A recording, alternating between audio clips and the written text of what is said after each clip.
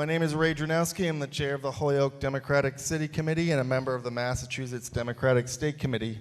I want to welcome you all here on behalf of our organizations who put this together.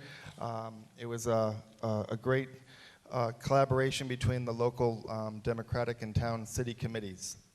If anyone here needs interpretation for hearing, there's a section here in the front, and we invite you to come down and sit right here. It's roped off for you. We have interpreters here on my left. Please just come right down. Our forum tonight is going to be taped. I'm not sure if it's broadcast live on NCTV, but it will be available there. I want to welcome also our many elected officials who are here tonight from the area. I'm not going to single them out because then I'll forget somebody, and that's never a good idea. I do want to thank especially our panelists who are with us and our moderator. We greatly appreciate your generosity and your time with this process that we have here tonight. Also want to thank the many individuals who submitted questions in advance of tonight's forum. You will hear them presented to the candidates as well. In addition to the individuals who submitted questions, we received questions from local nonprofit organizations, including the Amherst Survival Center, the CARE Center, Casa Latina, CISA, the community involved in sustaining agriculture, Climate Action Now, the Food Bank of Western Mass, Highland Valley Elder Services, the Northampton Survival Center, Stavros, and the United Way. Just want to make you aware of Senator Warren's having signature collections this weekend in Springfield and Greenfield. If you are interested in that, there's more information on her Facebook page and her website. Also of note in the program, there's many different activities happening in our cities and towns in the next few weeks, and they're all listed in the program. Of particular note, and there's also an insert, is our upcoming Take Back the House Summit, which will take place on Saturday, April 7th at 1 o'clock at Smith Vocational and Agricultural High School here in Northampton. The governor's race this year is extremely important to our work. We must focus on the issues and point to the facts of what has been happening or perhaps not happening under the Baker administration. All three of our candidates tonight are outstanding examples of why we must elect a Democratic governor this fall. Together with the work we must do on behalf of electing Senator Elizabeth Warren, our Democratic constitutional officers, our state senators, our state representatives, we are in an exciting time here in Massachusetts and certainly around the country. In addition to that, you will learn at the Take Back the House Summit that there's a lot of races we can help that are out of state, that we can help to flip the House to blue this fall. So I think I got all my announcements in. Thank you all for coming again, and I'd like to welcome and introduce our moderator, Claire Higgins. Hi, everybody. Can you hear me now? If I practically have the mic right against my nose, you can hear me. Good. So welcome. I'm really glad you're all here. It looks like we're probably pushing. Now I have to stay stock still with my mouth right in front of the mic. No. I'm going to borrow one of the mics.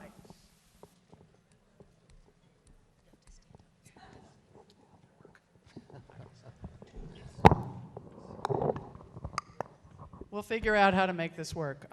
So thanks everybody for being here. I think we're probably over 250, maybe even closer to 300 people. So, and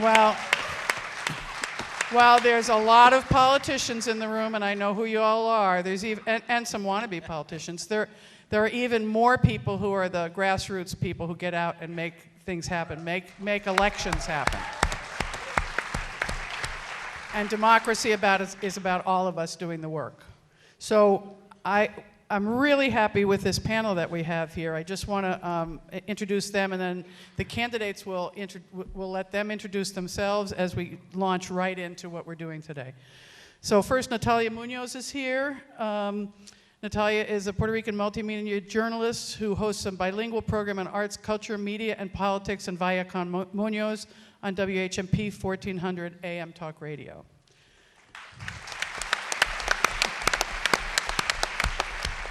Stan Moulton of the Daily Hampshire Gazette is here. He was a reporter, has been a reporter and editor for 42 years at the Gazette in Northampton, where he's now the opinion editor. He's a graduate of Hampshire College in Amherst, and he has been covering politics in the Valley since the 1970s. He's really the dean at the desk tonight. So, congratulations. We're glad you're here. Jennifer Taub is from Northampton, is a professor at Vermont Law School, where she teaches business law courses including contracts, corporations, securities regulation, and white-collar crime.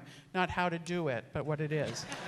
Although I suppose you could learn it from the class. She's a co-founder of the National Tax March in 2017 and offers legal commentary for various print, digital, and televised media outlets.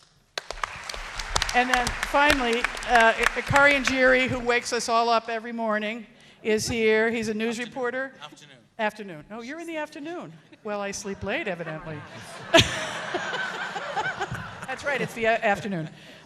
Is a news reporter and music producer on New England Public Radio, WFCR. WFCR wakes us all up.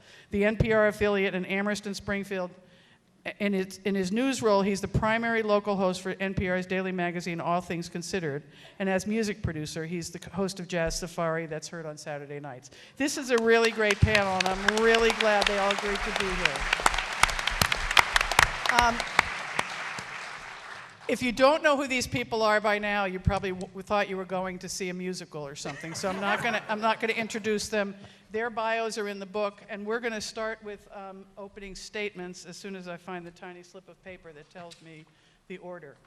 But I think we're starting with SETI. So the mayor is going to come up and speak.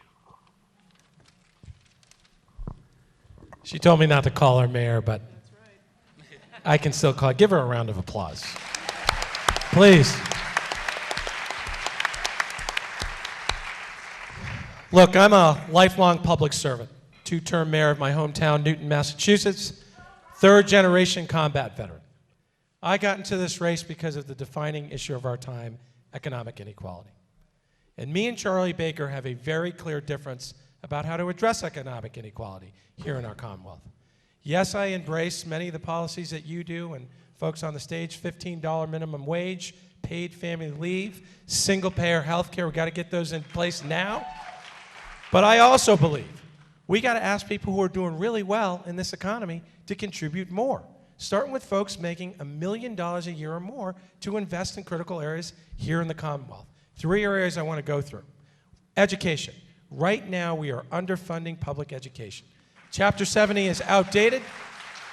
We've got to ask folks who are doing really well so that we can fully fund K through 12, add after-school enrichment, summer enrichment, early childhood, and I believe in free public college lifelong with apprenticeships included. We've all sat in gridlock traffic across the Commonwealth, right? You've all driven over roads and bridges and sidewalks that are falling apart. That's because of lack of investment. Charlie Baker believes in privatization and no new revenue. It's wrong. We got to ask folks who are doing really well to pay more so that we can invest in the Pioneer Valley Regional Transit Authority, not gut it, expand it, and north-south, as your mayor, north-south rail in addition to east-west rail, right? That's what we have to invest in, get these cars off the roadway and ensure people get to where they need to go. Opioid addiction, finally. 7,000 people have died of opioid addiction since 2014 in the state of Massachusetts. Over 5 people a day are dying of opioid addiction. 70 people a day are becoming addicted. We have got to invest in treatment. We need more beds. We need more clinicians. We need community-based, lifelong treatment. It's going to take asking people doing really well to contribute more so that we can invest in dealing with this epidemic and treating our fellow human being. That's what my campaign's all about. We have to do better, we must do better, and we've got to tell the truth about it. I ask for your support. I look forward to our conversation. Thank you very much.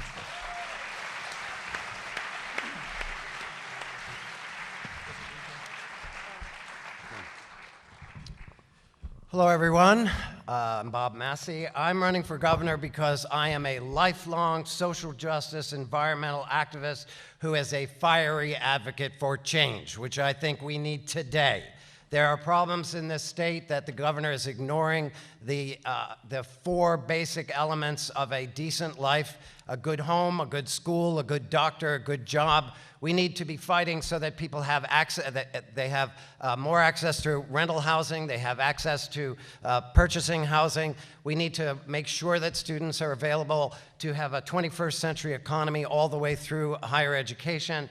We need to fight so that everyone, for single payer. I come from a history of having my own severe medical problems that I've come through, but I know more than anyone how important it is to have medical care. And we need to fight for better jobs, that jobs in this state suck, and that most young people do not have access to decent jobs. We also need a governor who can look into the future. We have problems coming at us that need leadership. Number one is climate change, on which I have worked for 25 years. Another one is moving rapidly to 100% renewable energy. Another one is that we need a statewide modern transportation system that will build the economy of the entire state.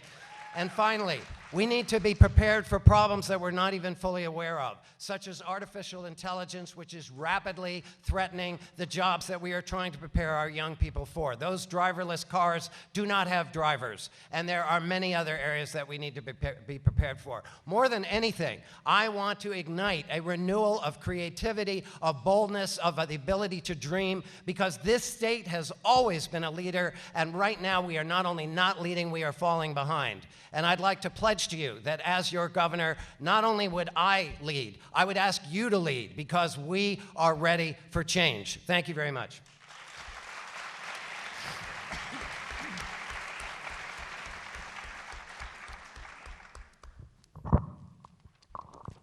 Good evening. Jay Gonzalez. I'm running for governor because I care about people, and I want to make a difference in people's lives. With Trump taking us backwards every single day, it is more important than ever that we are leading right here in Massachusetts. But we're not leading under Governor Baker. He's a status quo, wait-and-see governor, and it's not good enough. It's not good enough to simply accept the world the way it exists and try to manage it better. We need a governor who's going to see the way the world should be and take us to that place. Let's aim high. Let's aim high, Democrats. As your governor, I will fight for a living wage, paid family leave, affordable housing, debt-free college. I will work to ensure that every single child and family in this state has access to high-quality, affordable childcare and preschool. A transportation system across this entire state that people can actually depend on to get to work on time. A single-payer healthcare system that's simpler, cheaper, and does a better job keeping people healthy. This is a former health insurance CEO telling you we need to get rid of health insurance companies. And as the only candidate in this race with experience working in the healthcare industry, I will get it done. I'll take on other big challenges we face, like climate change and the opioid epidemic and our broken criminal justice system. And most important, I will stand up for every single person in this state. I'm offering an ambitious agenda to move us forward and the leadership experience to deliver on it. And I'm asking for your help. Join our team.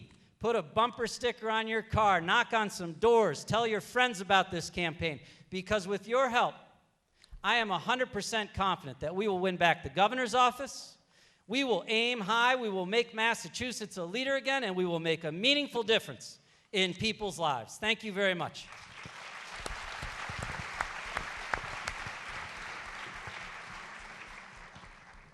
They're bringing me my very own microphone. I'm very happy. Yeah, we'll try this. We're going to start with the questions from our journalist friends, and then I have some questions later that were posed by the audience. If they hit them all, then we're done for the night, but I'm pretty sure they won't. So we're going to start with Stan Moulton. Thanks, Claire. All three of you identified some shortcomings you see in the Baker administration, yet polls have consistently shown that he has a very large approval rating among Massachusetts voters. In fact, last year's 75% approval rating was the highest of any sitting governor in the country. What makes you feel, if you win the September primary, that he'll be vulnerable to your candidacy?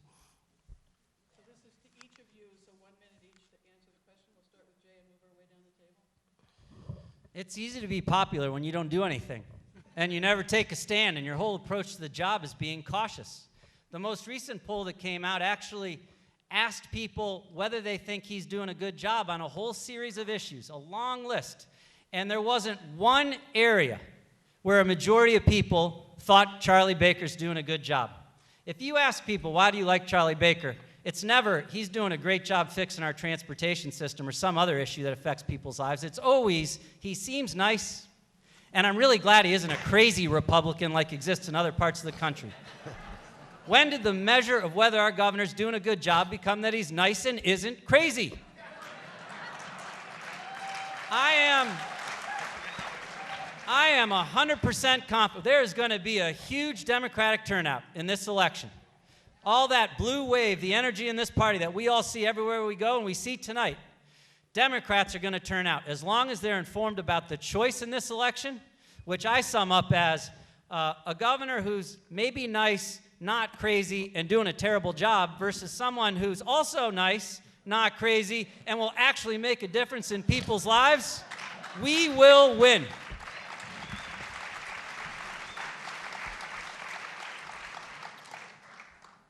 It's embarrassing how often this single poll is used as a weapon when, as I think all of my colleagues here, we have been all over the state. I've been in more than 250 communities, and everywhere I go, I hear that people are ready for change. They are ready to see a governor who is willing to tackle the core problems. One of the most important things that we see today is the need to take on deep structural problems. This is not that we have an isolated issue, an isolated problem over here. We have an economy that is upside down and broken, and a capitalism that is upside down and broken. And we need to fix that system. But I just want to say, that blue wave that we've seen wins in Virginia, New Jersey, Missouri, Wisconsin, rural Pennsylvania, and even Alabama. And what I'm telling you is that if a Democrat can win in Alabama, a Democrat can win in Massachusetts.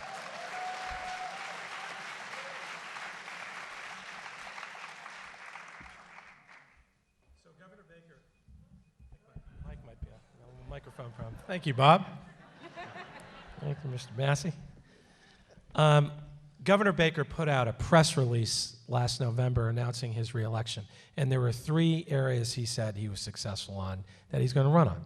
One was transportation. You can laugh. The second, a little bit more serious, is his work in the area of the opioid epidemic, which we know has gotten worse. And the third is his pride of holding the line on no new revenue. This was his press release. This is what he's running on, folks. As was mentioned a little earlier, when you look at the polling that WBRR did on every issue that people care about, transportation, he's failing. This is what people is asking. Opioids, he's failing because people know other people who are struggling with opioids, lost someone with opioids. Education, he's failing. Cost of healthcare, failure. What we got to do is something Deval Patrick used to say all the time. Democrats need to grow a backbone and tell the truth about what it's going to take to solve these difficult issues. And I'm telling you, when we look people in the eye and not only say we need single payer and we need paid family leave, but we look people in the eye and say we're going to ask people to pay more to invest in these things, particularly around greater Boston area, so we can get our economy back on track and make sure we deal with economic inequality. We organize like heck on the ground, we get high turnout, and we win. That's how we're going to win in November.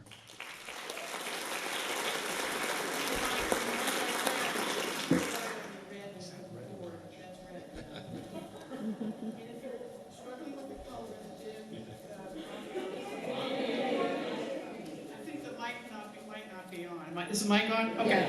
If our candidate friends are struggling to see the color, I think this gentleman is perfectly willing to jump up and down and wave his hands. But we're trying to be subtle, so. Okay. Tom. This question is for all of you. This question is for all of you. The Springfield mayor, Mayor Sarno, is pushing hard.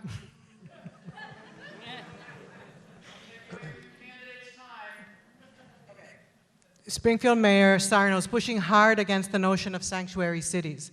He's even trying to shut down a church that is a sanctuary for people who do not have a legal status to be in this country. What I'd like to know is what your position is on sanctuary cities, and how would you handle this current debate with him to try to change his mind?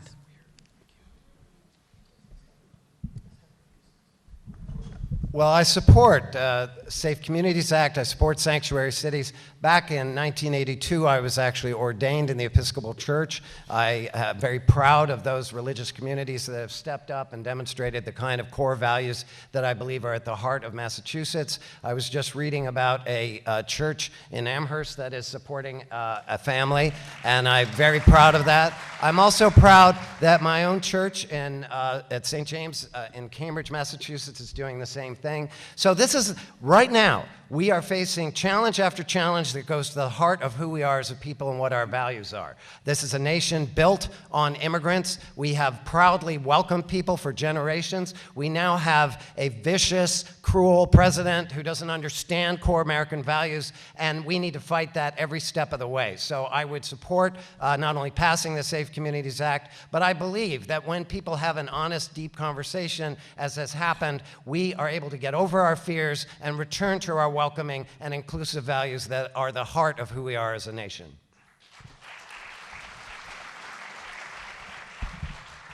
That's still out. After Donald Trump got elected, members of my Democratic Town Committee and City Council came to me and asked me to put an ordinance in place that reflected Welcoming Cities, Safe Communities Act. I work with the police department, I work with people in my community, and we passed in Newton a Welcoming Cities ordinance, which I was very proud of, with 19 city councilors. And it took a lot of work to get there. Look, we've got to pass the Safe Communities Act on Beacon Hill. And if I were the governor, I would be convening town administrators, mayors, city councilors, police chiefs, working with them to ensure that they understand this makes us more safe and not less safe. Furthermore, I would actually go back to the Deval-Patrick administrative order of not having our state police active as ICE agents. One of the first acts that Charlie Baker did was rescind that order that Deval-Patrick put in place. I'd make sure that that's in place as well.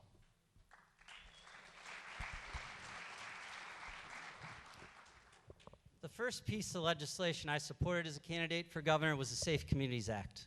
But we need more than laws. We need public leaders who are going to stand up for people.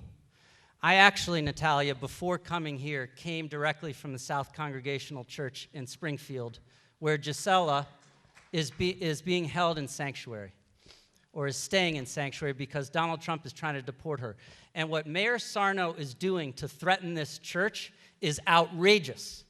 It is outrageous.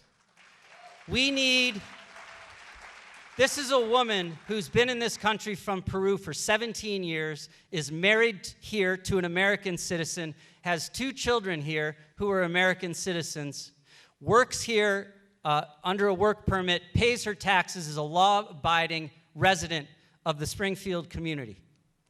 It is outrageous that Donald Trump is trying to deport her, and it is outrageous that Mayor Sarno is trying to help him do it. And I want you to know, we need leaders in this state who see people like Gisela, hear them, will stand up for them, see them for who they are, human beings. Human beings. And if I'm your governor, you can count on the fact that I will stand up for Gisela and every single person in this state.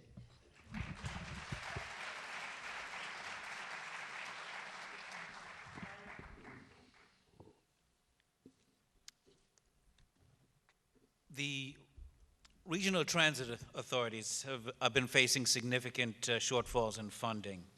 Here in Western Massachusetts, the Pioneer Valley Transit Authority is considering cutting some routes, eliminating others altogether, increasing fares, and overall just reducing access to public transportation. For individuals and families who rely on public transportation to get to work, to get to the supermarket, to get to the food pantry or clinic, reduced service that costs more creates additional challenges for them to meet the daily demands of their lives. Unlike the MBTA, which gets its own budget line item, the PVTA and other regional authorities are lumped into one, which has led to complaints of unequal treatment and funding. What will you do to support regional public transit, and in particular the PVTA and bus routes within this county and those routes that connect the 4 counties of the Pioneer Valley? And that's directed to all candidates, please. So, do we start and then back down? One of the things you should salute your mayor, Narkowitz, is he's been a real champion for fighting for funding for the Pioneer Valley Regional Transit Authority. I've talked to the Mayor Narkowitz about this a lot. I'm proud to have his support in this race, but in addition to that, here's what I understand. The regional transit authorities can no longer afford to have a governor that guts them, that depends on them or asks them essentially to raise the fares for people and decrease service. This is a death spiral for public transportation here in this area of the state. What would I do? I would, again, be honest about tax revenue. We've got to go beyond the millionaire's tax, and we've got to ask people, particularly in and around the greater Boston area, to contribute more so that we can not only fully fund what's happening now with the regional Pioneer Regional Transit Authority, but we expand the service. We know in transportation, if you provide good, accessible transportation, you increase it, people will use it. If it's not accessible and the fares are high, people will not use it. So my commitment is to expand the service, to understand exactly where people need to go here in the region, and fund it, and not be afraid to ask people to pay more in taxes who are doing really well in our economy, particularly around Greater Boston.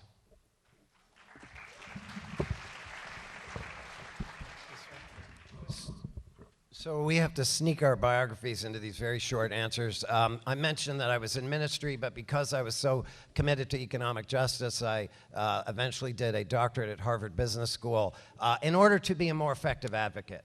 And there are a couple things we need to say. First of all, I was in Worcester a few days ago where they're also cutting the RTA, and I met with the people who are there to protest it, and I'll tell you, you look into their eyes, you see handicapped people, you see homeless people. This is their lifeline, and he's considering cutting many critical routes. It's also part of a much larger problem. I put out a 40-page plan, not just to solve this problem, but to put before the entire population a 10-year plan to solve this. Now, you have to ask, being from a business background, having business training, what would it gain us if we did it? What will it cost us if we don't do it? We need to have an advocate in the governor for a statewide conversation where we commit to a path over 10 years that gets us what we really want, which is not only an advanced RTA supporting, but a statewide system that matches those of the modern economies around the world, which we have neglected for too long, and which has damaged Western Massachusetts more than any other community.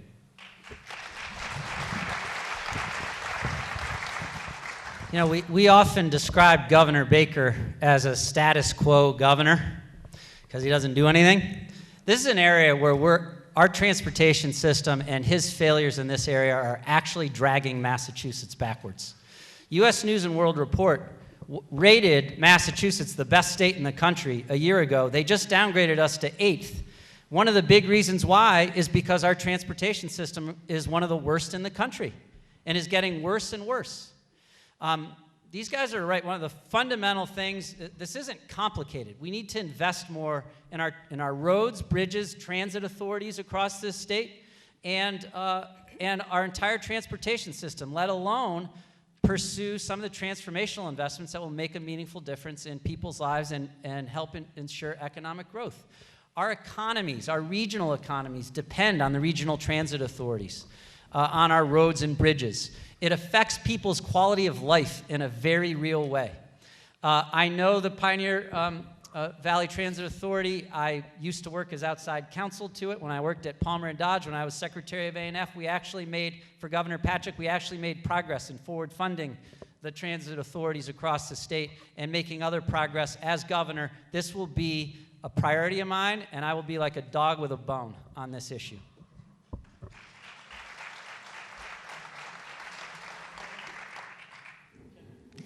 So, speaking of transportation, I have a follow-up question. Many people out here in Western Massachusetts are very interested in high-speed rail, connecting Springfield to Boston. And all of the candidates so far, and this is a question for all of you, have talked about supporting a modern transportation system. And so I'm wondering whether you support high-speed rail or any rail connecting Springfield to Boston, and if so, if you're aware that we can't even get a feasibility study done to look at this. And why is that? Well, I think this is another follow the money question. As you may know, rumor has it that a certain owner of a bus company is standing in the way. I say rumor, I don't know for sure.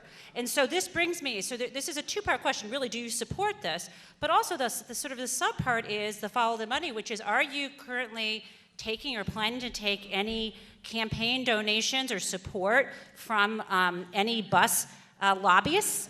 And really, what is your view about taking money from corporations and other such groups in general? Because if you think about it, all of the things that you're standing up for, whether it is solving the opioid problem, all of this, there are folks who don't want the problem solved. So that's my question for all of you.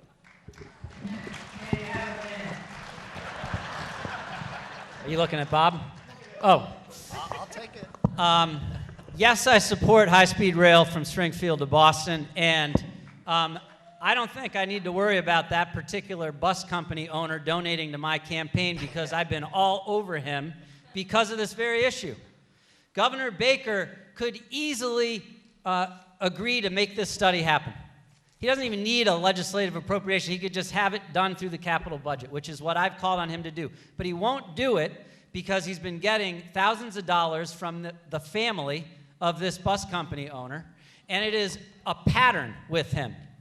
I have proposed a series of reforms to our campaign finance laws, and I have been very vocal in calling out Governor Baker every single time some big, wealthy special interest gives him money and he makes a decision that is in their favor. It is why we have campaign finance laws. I will not take any corporate donations. You can't take them anyway under Massachusetts law. But I have also called for strengthening our laws so that Governor Baker can no longer run through this Baker loophole where he's collecting these huge checks from wealthy donors, funneling them up to the National Republican Party, who gives part of it to help support people like Roy Moore, and then back down to the state party for his benefit. It's against the letter and spirit of our campaign finance laws, and I will shut it down.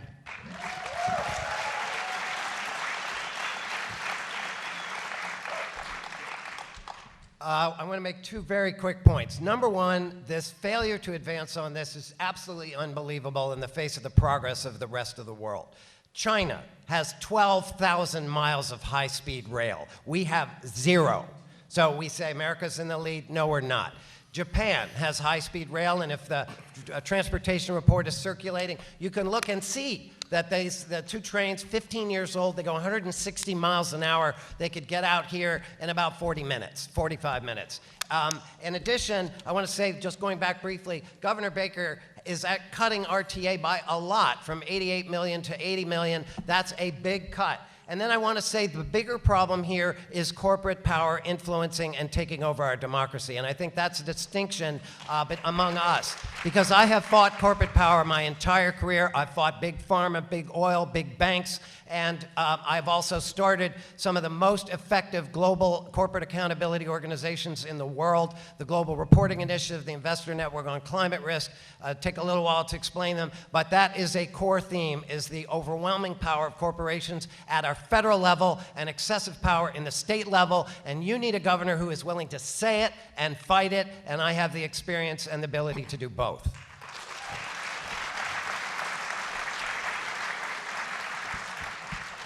So yes, I believe in east-west rail, high-speed east-west rail, 100%. And I also, as I said at the top, believe in north-south rail here in this region, both of which are incredibly important. And as the mayor's informed me, there's been a study around north-south rail already, and that would really produce real economic results here in this part of the state. I think it would be fair to say that our friend from the bus company isn't going to give any of us money because of our position. But I believe in publicly financed campaigns. I think if we're really honest about elections, let's get all these donations out of it. I actually proposed a pledge for all the candidates in the race, which I know these guys agree with me already, that we wouldn't accept any of these corporate-type donations, even through loopholes. They've made their statements. Governor Baker, of course, never answered me or gave his answer because he's taking money through the RNC and other places in dark money. So this election's about choices, whether it's transportation investment, asking people who are doing well to contribute more so we can build this, or who influences the governor's office. I think there's a clear difference.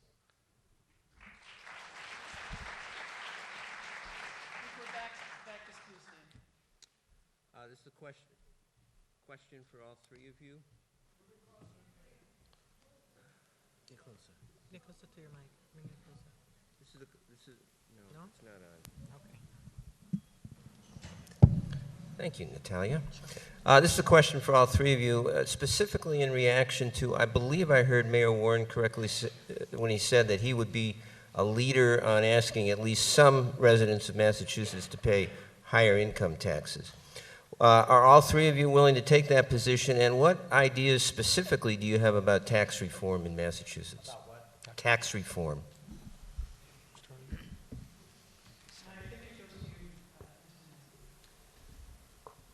We have fought for a long time in Massachusetts to have a progressive income tax, and it has gone down repeatedly. So now what we're seeing are various ways to introduce a modified approach to the tax. The millionaire's tax or fair share tax, I completely support. I oppose the lowering of the sales tax because of the deep cut it will make in our state revenue. But we have to have a comprehensive conversation about this, because you may or may not remember that we voted ourselves a tax cut a number of years ago when we lowered the income tax rate.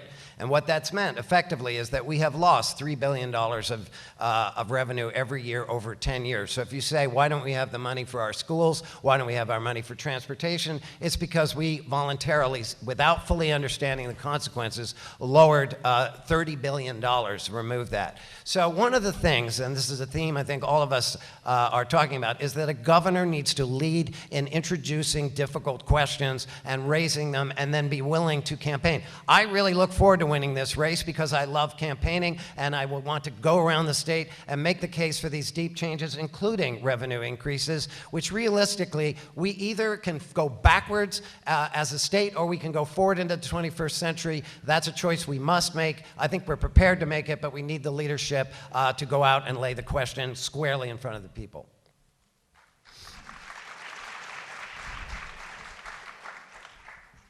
So I did something in my re-election year that a lot of people told me I was crazy to do. I put a tax override package on the ballot in March of my re-election year because I knew we had to do it. Schools, teachers, infrastructure, public safety, fire stations, school buildings. I won that tax package override with 54% of the vote in March of my re-election year. I won my re-election with 72% of the vote.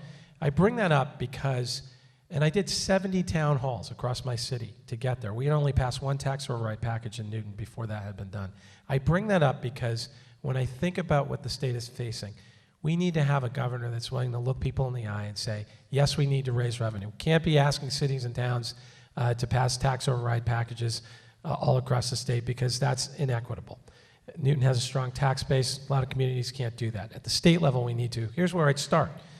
Donald Trump just gave a huge tax break to multinational corporations and people with extreme wealth. We need to ask those folks and those entities to contribute more so that we can make these investments and not crush middle-class people, working people with tax burden, but ask those entities. People know there's a lot of wealth in this state, and it's concentrated. So let's start with that. My proposals, beyond the millionaire's tax, which I support, would be targeted towards those entities. And we need to put everything on the table, but I'd start there.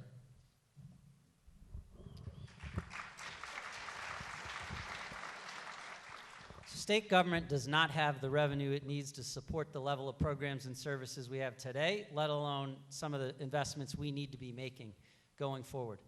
I support the millionaire's tax, asking 19,500 taxpayers who are doing great in this state to pay a little bit more. That would generate meaningful new revenue, $2 billion a year that we desperately need to make investments in education and transportation.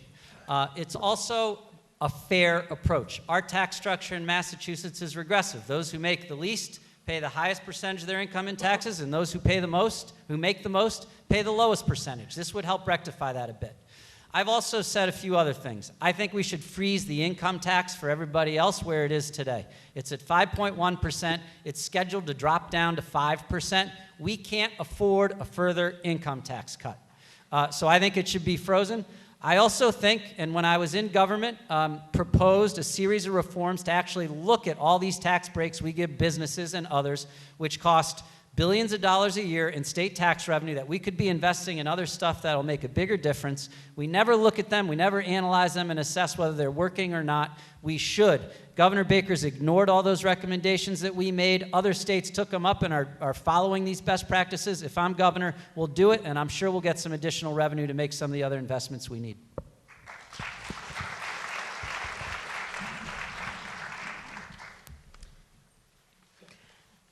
A lot of factions remain within the Democratic Party, with different sides blaming the other for not being liberal enough, or moving too slow or too fast, or being exclusive, or even for being the reason the Democrats lost the presidency.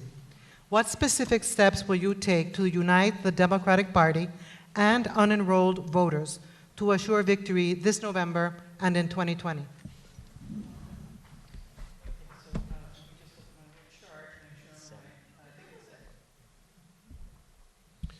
So here's how I think about this. I was a person that came from parents in two tough neighborhoods in New York, poor, tough neighborhoods. My dad joined the military at a young age to get out of the life he was in. He ended up using his GI Bill benefits to purchase the home where I grew up in Newton with my two sisters, where I live today with my wife and two children, 9 and 6. He used his GI Bill benefits to do that. At the end of the day, for me, this race is about addressing economic inequality and telling the truth about it. This idea that you can make ends meet in this economy and ensure your kids will do better than they did is not happening in our Commonwealth today. We need to go to our core values: fairness, investment in areas that will level the playing field, education, housing and transportation, asking people who are doing well to contribute more to pay for it, dealing with this opioid crisis, asking people to contribute more to pay for it so we can level the playing field for this generation and future generations. That's how we will unite not only our party, but our Commonwealth.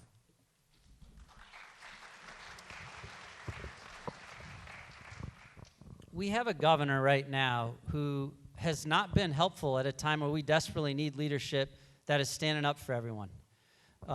Ordering state police to detain immigrants, opposing Syrian refugees resettling here, defending southern states flying Confederate flags at their state capitals, staying silent on transgender rights legislation.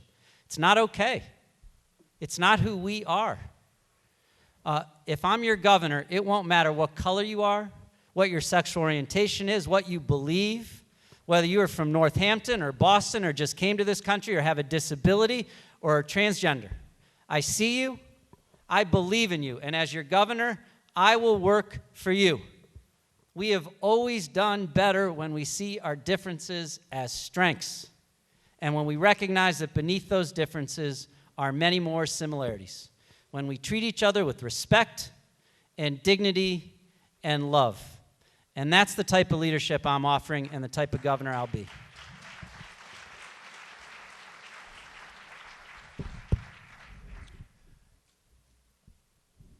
Two things. First of all, in many ways, the Democratic Party is broken. And I say that because there are many deeply committed people in the Democratic Party, but the Democratic Party is having trouble bringing new people in and engaging the immense amount of energy that's out there. So the Democratic Party, in order to unite it, has to be able to appeal to the unenrolled voter, to the people who are part of Indivisible, to the people who are part of Our Revolution, to the people who are part of Black Lives Matter. Those are all political movements that are rising up that are not fully being embraced. The Democratic Party has leaders who, when I ran for lieutenant governor in 1994, I met a great many wonderful people who were chairs of their local committees. They're still chairs of their local committees 24 years later. Now, that testifies to their commitment, but that is not the most dynamic way to approach the future. To bring people together, you need a bold, exciting vision that people believe can happen. You need to move away from the Republican doctrine of scarcity. I'm sorry, whatever it is you want, we can't afford it. To an understanding that, in fact, we are living in a period of greater abundance than at any other moment. We should be able to dream. We should be able to pursue the things that we want. And you don't need to be conservative or liberal or a Hillary person or Bernie person to share the excitement that is ignited when we believe that we can transform the future in the way that we really want to do. So laying out a bold vision, laying out a future based on our values is what I intend to do, what I am doing, and what people are responding to. And I believe that's the pathway not only to unity, but also to success. Thank you.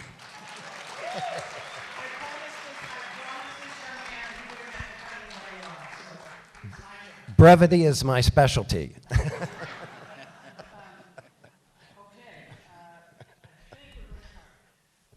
Well, going from notions of unity to this question, well, how would you distinguish yourself from the other candidates? And I'll ask Mr. Gonzalez to respond first. I mean, why should I vote for you and not for them?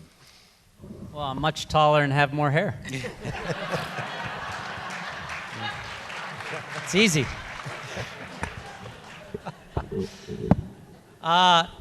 So let me say, I've been spending a lot of good quality time with Bob Massey and Seti Warren, and they're both great human beings, and each of them would make a hell of a lot better governor than Charlie Baker. And if either one of them wins the Democratic nomination, I will have their back, and I hope you will too. But I'm asking for your support, and you know, we all have pretty more similarities and differences in terms of what we're running on, and all have an ambitious agenda and very different from Governor Baker. I'm the only candidate in this race that has leadership experience in state government getting big things done. I was Governor Patrick's Secretary of Administration and Finance, not only oversaw the state budget and a lot of other stuff, I often was his point person for negotiating a lot of the big things that we got through the legislature during that time. So I've been there. I've done it. I know how the process works. I've worked successfully through it. I think that should matter. It's not going to matter what we all want to do unless we actually do it and deliver on it. So that is the key differentiator I'd ask you to consider. I'm also very proud of the strength of our campaign. We have a lot of momentum. I'm the only one up here who's never done this before, run for statewide office. We've got a lot of support from legislators and key activists all over this state. And we have built a strong campaign, and I'm hoping every single one of you will join us after tonight and help us get even stronger. I'm going to remind everybody that we had an agreement about time, that if a question was asked directly, the other two people had 30 seconds, 45 seconds each. Just asked to Jay. And it was just asked to Jay, but you get to respond, yeah. And then you guys get to say why you think I'm the best one, too.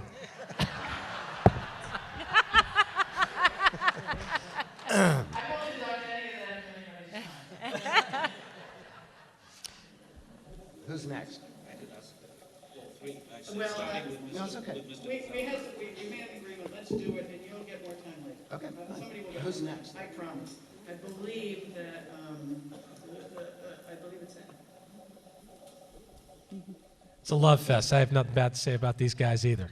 And if either one of them win, I'll support them. Look, I'm the only candidate in this race that's been a lifelong public servant, served in the Clinton White House, served with Senator Kerry in his office here in Massachusetts, ran FEMA for New England. I'm the only candidate, and I'm also a third-generation combat veteran. I'm the only candidate in this race that's been elected to be a chief executive. I've won 3 elections, my first election, my second re-election, and my election to pass that tax override. The buck stopped at my desk. We changed the way we did budgeting in Newton. I inherited a $40 million structural deficit, no rainy day fund, 2 of the worst conditioned school buildings in the state. Turned that around, no structural deficit, 5 new schools in the next 6 years, 3 of which are done, next being constructed now. Grew a rainy day fund to $22 million. We need a new, fresh perspective on Beacon Hill that's going to change the way things have been operating at the state level. That's what I bring to this race, chief executive leadership that's different and new that we need in our state.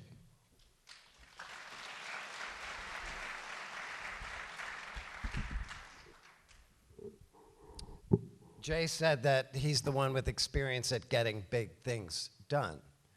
That may be true inside Massachusetts. My career has been in getting big things done at a much larger scale. I was the head of a group called Ceres, which brings together major pension funds and activist groups to put pressure on the biggest companies in the United States, and we were successful. I conceived of and created an entirely new system of sustainability accounting, which now drives corporate behavior around the world and is required by many countries.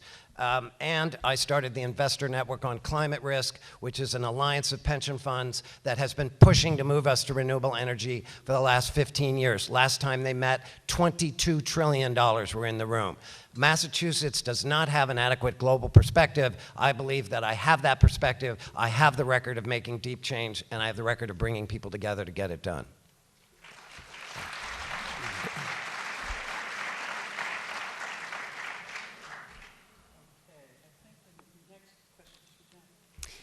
So I have a question on school funding for all of the candidates.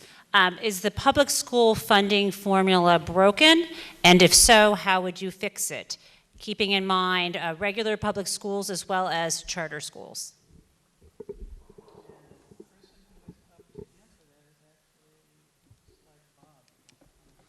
Well, yes, it is broken. Actually, it came into being, the foundation budget came into being in 1993, 25 years ago, and it really has not been changed. Now, one of the things I want to stress is that I look at things as systems, so that a change or an impact in one area has an impact in another. So you have to look at things holistically. And one of the problems, in addition to an inadequate commitment to education all the way through, is that, as I've heard over and over again, one of the things that is punishing our school systems is the rise in healthcare costs, is the rise in transportation costs. So in addition to providing additional funding directly and redoing the foundation budget and supporting our public universities, where I was at UMass Boston before I ran for governor, we need to go to single payer, lower medical costs, provide adequate transportation funding, and do all the interrelated things that will relieve the pressure on community budgets to then be able to provide the incremental amount for schools.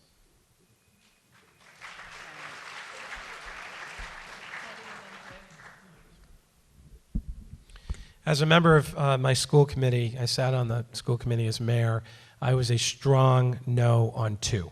I want to make sure that everyone is very clear.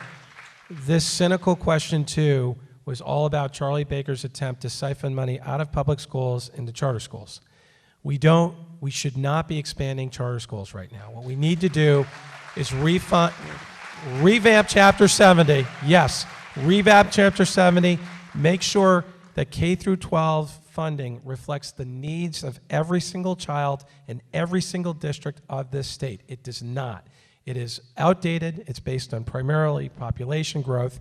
And I also believe very strongly we've got to add after-school enrichment to public education, summer enrichment to public education, early childhood to public education.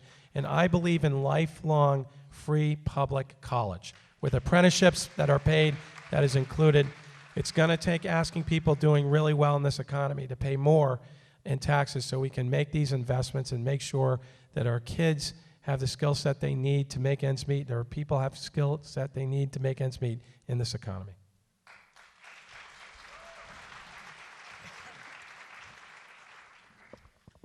Yes, our foundation budget's broken. The state is not living up to its constitutional obligation to provide the funding that school districts need to ensure that every single child in this state is getting an adequate education. I'd follow the recommendations of the Legislative Commission that looked into this a couple of years ago. The formula is deficient and isn't keeping up with costs in lower income districts and urban districts in particular, where there are lots of English language learners, special education students, and others. So we need to update it, and we need to invest more in it. I totally agree. More charter schools for a few more kids should not be our education agenda. I also oppose that ballot question. Our most important fundamental responsibility collectively through government is to ensure that every single child has access to a great public education. We cannot set up a competitive market in our public education system where there are winners and losers. There can't be losers. And right now, we're not doing nearly enough.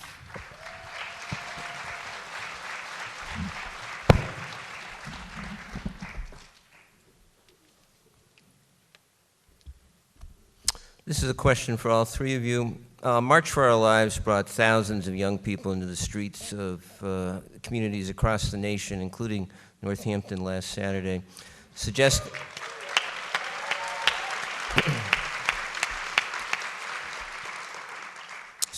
that now may be the time to enact meaningful gun control laws. Do you support the legislation currently being considered in Massachusetts to establish extreme risk protective orders that would allow judges to temporarily remove firearms from people who are ruled dangerous to themselves or others? And beyond that, what other measures would you propose as governor to reduce gun violence? As a person who carried around an M16 in Iraq for a year as a Navy veteran, I can tell you, I strongly believe that none of these weapons belong anywhere near our schools, our neighborhoods, anywhere in civil society. All assault weapons need to be banned nationwide. This is why I joined something called Mayors Against Illegal Guns when I became mayor 9 years ago. It's now Every Town for Gun Safety, which support that measure, as well as universal background checks, closing the gun show loophole. And I also believe we need to back Maura Healey. She, as you know, administratively proposed closing the manufacturing loophole of assault weapons. We need to back her on that. I organized mayors to back her. We also need to back her on her administrative order against bump stocks here in the Commonwealth. I support the extreme risk legislation. It needs to get passed. I was so proud of the young people that have taken a lead on this. We need to follow their lead on this. I would also say, as governor, we need to work with other governors to trace guns, where they're coming from, all across the country, make sure we know where they are, and ensure that we are putting strong legislation in place and using the National Governors Association as a place to put pressure on Congress to put the measures I talked about in place as well.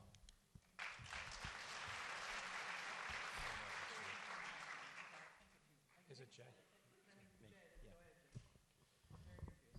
So I am heartbroken and very angry about the state of our nation on this issue.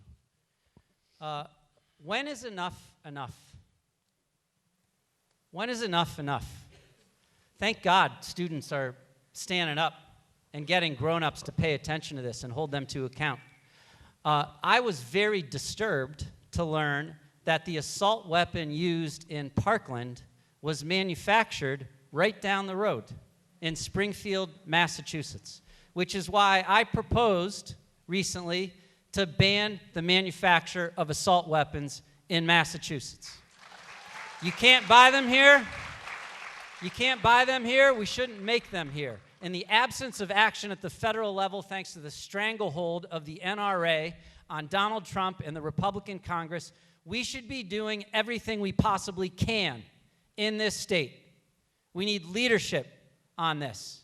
And as a matter of principle, there should be a ban nationally on assault weapons. We should make them illegal here. I have a whole series of proposals to strengthen our gun laws in Massachusetts. Yes, I support the extreme risk protective order legislation I did many months ago. You can find them all on my website. But enough is enough, and we need to stand up.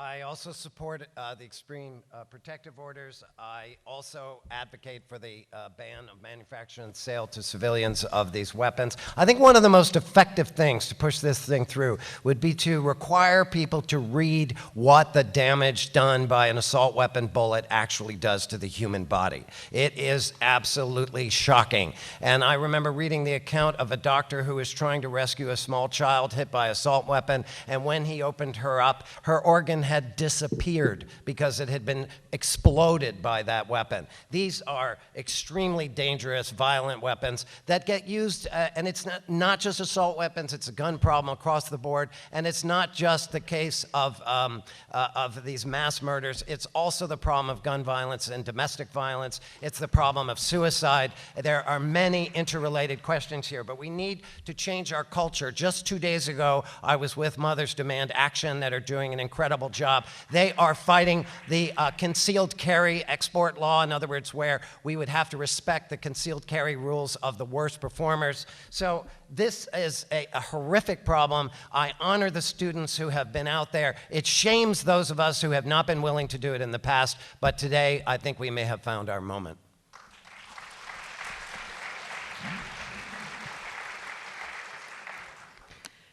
The Boston Globe recently ran an unusually long and forceful editorial regarding the state's energy needs, including imported Russian liquefied natural gas and opposition to pipelines. It reads in part, "To build the new $27 billion gas export plant on the Arctic Ocean that now keeps the lights on in Massachusetts, Russian firms bored wells into fragile permafrost, blasted a new international airport into a pristine landscape of reindeer, polar bears, and walrus, dredged the spawning grounds of the endangered Siberian sturgeon in the Gulf of Ob to accommodate large ships, and commissioned a fleet of 1,000-foot ice-breaking tankers likely to kill seals and disrupt whale habitat as they shuttle cargoes of supercooled gas bound for Asia, Europe, and Everett. On the plus side, though, they didn't offend Pittsfield or Winthrop, Danvers or Groton with even an inch of pipeline. How do you propose to balance the tension between two urgent priorities? We need reliable, affordable, and clean energy right this moment, and we need to minimize the damage to the environment right now as well.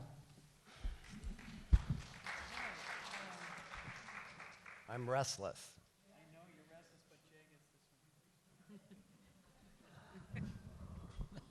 Go ahead, man.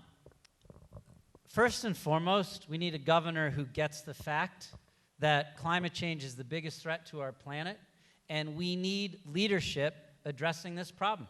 I think we can and should accelerate our transition to renewable energy sources. That should be first and foremost where we go for clean, new energy.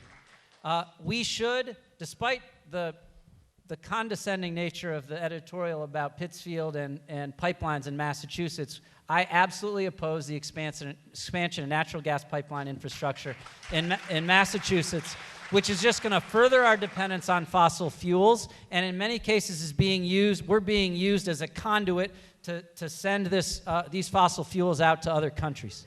I also think we should be the first state in the nation to adopt carbon pricing, which all the economists agree is an important economic incentive to get us to a true clean energy economy as quickly as possible.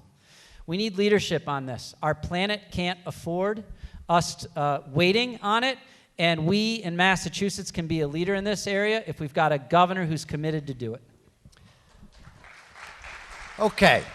This editorial was the most despicable, illogical, ridiculous thing I've ever read on climate change. And I have been working on climate change for 26 years. I organized the first major event on climate change in Boston, 300 people at the Museum of Science in 1992, when, if I have my math correct, these guys were in high school. I have been working on it relentlessly. I have put out a 26-page plan. We do not need any more natural gas. This is a fraud. This is a fraud perpetrated by our utilities. These utilities do not care about us. They just want to boost their profits for their investors. They are controlled by a Department of Public Utilities appointed by this governor that are cronies of the fossil fuel industry. We could be moving towards wind. This governor has slowed it down. We could be moving towards solar. This governor has slowed it down. This is shocking. It's shocking in relation both to the planet and to our economy. This is one of the worst failures of his governorship, and I will not put up with these lies that are being perpetrated and being supported for some mysterious reason by the Boston Globe, or at least by this really ridiculous writer who has it completely upside down.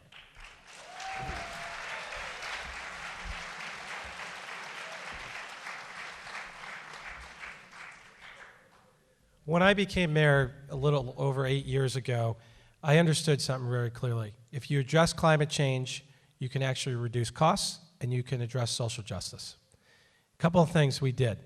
We cut our carbon footprint in half as a city government, as a municipality, in the 8 years since I was mayor, and we're going to save $40 million because we went big on solar and we reduced energy consumption. We shared some of that solar power. We shared some of that solar power with 900 of our low-income residents to give them a credit on their energy bill so that they would reduce their costs.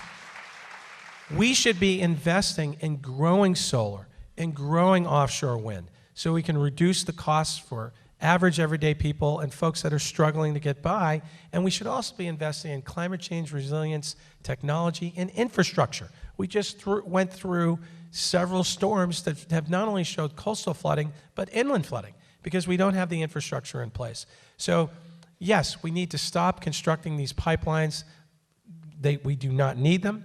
Yes, we need to invest in a carbon tax that would reinvest that in making sure people can retrofit their homes and lower their costs. And yes, we can be the #1 state when it comes to dealing with climate change and also with economic inequality, because these initiatives also create green jobs.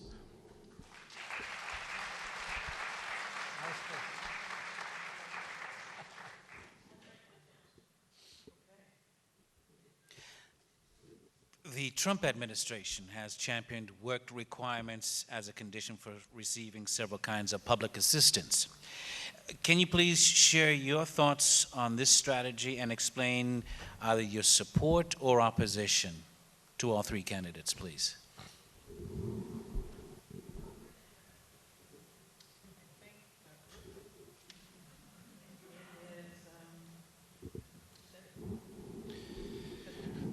Sure. It is a backwards proposal that hurt people, do nothing to ensure people have a platform to be able to take care of themselves or their family members. It is backwards, it is wrong, and it's cruel. It's not who we are, it's not what our values are. What we should be doing is investing in ensuring people who can't take care of themselves have the subsidies and housing to be able to do so. And for those that can work, we should be offering them a pathway to success. One of the programs that I found to be particularly successful is run by an organization called Empath, who work with women and children and families. Women are, with heads of household with children, are the #1 group of people as far as poverty here in Massachusetts. We should be investing in wraparound services, making sure that people who do not have the capacity to have housing, have affordable housing, do not have the capacity to get the kind of job training they need to have that job training, who don't have proper transportation, have those in places. So I used Empath in Newton to help children, families at Newton Public Housing. It's quite successful in moving people to self-sustainability. This is the direction we need to go in, not these cruel programs that do nothing to help people.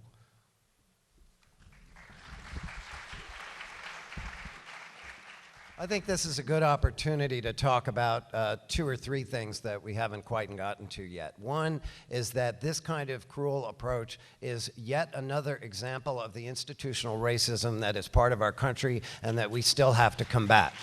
Secondly, this is also punitive, as Seti just said. It is punitive for women, poor women who already face an enormous number of struggles, including the fundamental problem of pay inequity, a pay inequity that is also driven according partly to race. And the fundamental issue is that we are not providing the ability, the broader ability, for people to make progress. We have abandoned the poor and we are abandoning the middle class, and this kind of thing that somehow assumes that the problem is that people are lazy when they're in the middle of poverty, that's not true. It is one of the hardest things you can possibly do, to raise children, to try to get a job, to get transportation, to find housing. I mean, if you have a minimum wage job, and we have someone who went through this, a minimum wage job at $11 an hour, you make $1,600 a month, and the average apartment, single-bedroom apartment in Somerville is $2,300. The problem is wages, and the problem is inability to gain access to wealth. We'll talk about that more in a minute.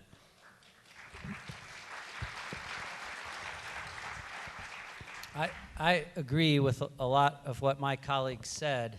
You know, I think one of the most fundamental ways that we should be judged is how we collectively, through government, treat those who are most vulnerable among us.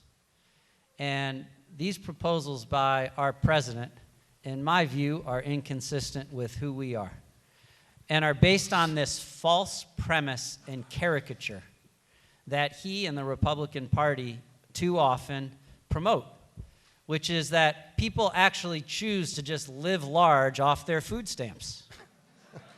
I mean, give me a break. Give me a break. Nobody chooses that.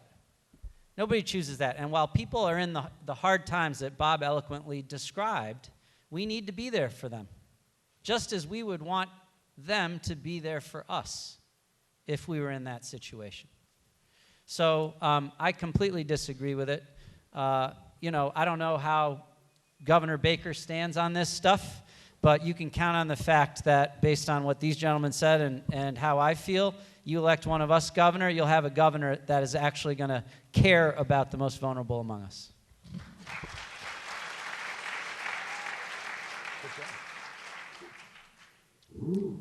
So this is a question for all three candidates. In today's Boston Globe, it was reported that single-family home prices are higher this year. I think they're up 6.4%, with the median single-family home price $340,000. At $15 an hour minimum wage, translating to $30,000 a year, that does not sound at all affordable. What are your thoughts about affordable rental housing and affordable housing to promote homeownership in Massachusetts?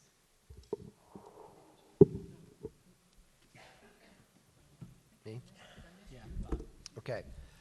Well, the biggest problem with affordable housing is the assumption that the market can solve this by itself. Markets build expensive housing for rich people. And so you have to have the government step in order to take clear, whether it is tax incentive steps or regulatory steps or zoning steps that allow for other forms of housing to emerge. So it's partly a question of supply. We do need more housing. But we also need people to have more money so they can pay for housing. We also need to have different forms of ownership and of financing. So for example, if we, as has been done in Western Massachusetts, if we build land trusts so that people don't have to own the land, but they can own the building, that can be an effective way of lowering housing.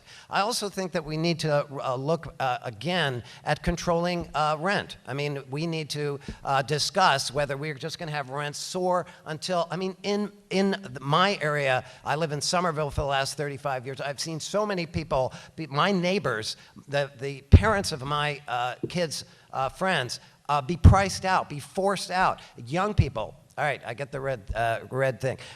There's a lot we can do. It takes political will. It's been solved in other parts of the world. We can do it here.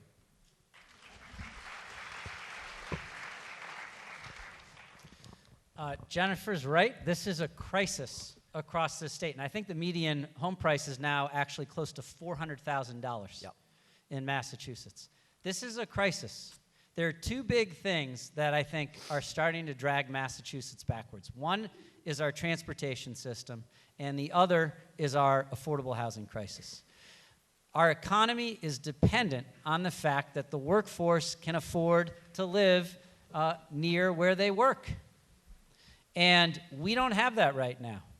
I would support, first of all, I'd exercise basic leadership skills in this area, which our governor hasn't. Acknowledge there's a problem, understand the scope of the problem, determine what the goal needs to be in terms of additional affordable housing supply, and execute against the plan.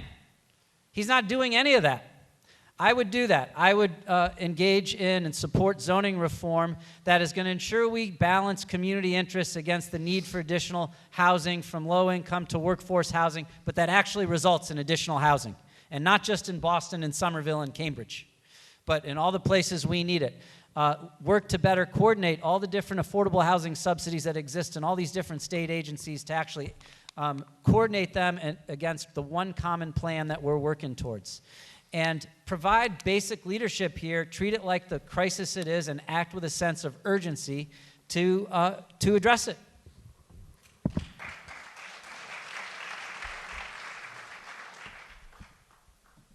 As the mayor of a city where it's very difficult to build affordable housing in Newton, here's what I know. We can't allow developers to drive the process because that was what was happening in my hometown for many years until I created a housing strategy to create places where we could build housing and change some of the zoning laws. We could build certain types of apartments by right. Same thing needs to be said at the statewide level. Three things I think that are important. Number one, we need zoning reform, so that every city and town is designating areas for multifamily housing. We allow for accessory apartments by right in addition to that, and we also make it legal to require developers to build a certain amount of affordable housing. Second, we need to subsidize housing, folks. It's not going to happen if we're just changing zoning laws. CDBG funds at the federal level have been cut. Community development block grants have been cut at the federal level. Home funding has been cut. It's going to be up to the state of Massachusetts to fund and subsidize affordability. And three, I never talk about housing unless I connect transportation and good paying jobs as well.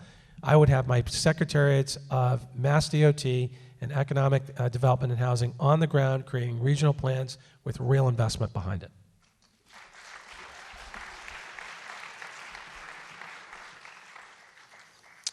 There's another crisis, opioids, that continue to take lives across the country and in Massachusetts. What specific measures would be top priorities for you as governor in addressing the opioid epidemic?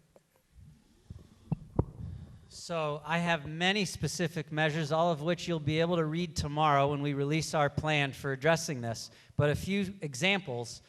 We absolutely need to invest more in the treatment resources across this state, which are not sufficient to meet the demand for this crisis, which is ruining people's lives and tearing families and communities apart across this entire state.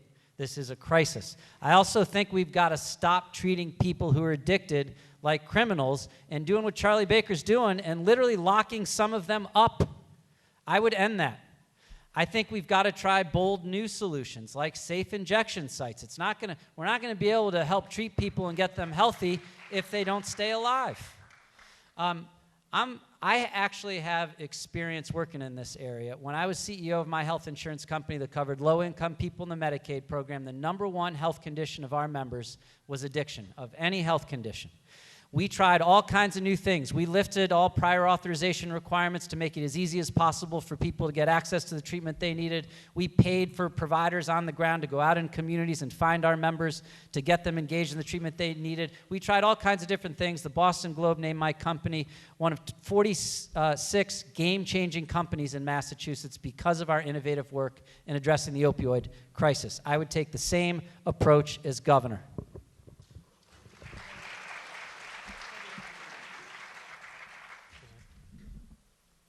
So as a mayor, I saw in my own community people living with addiction, people who've lost people of addiction.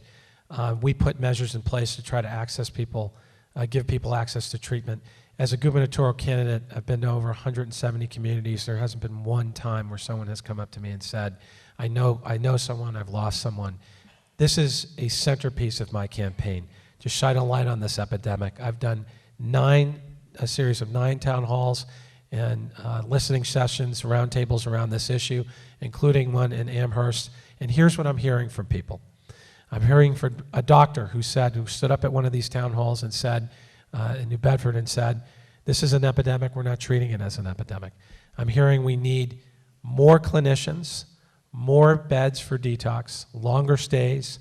I'm hearing we need lifelong community-based wraparound services and treatment for people. And I'm hearing we need training for our doctors, many of whom don't have training on how to treat people with addiction.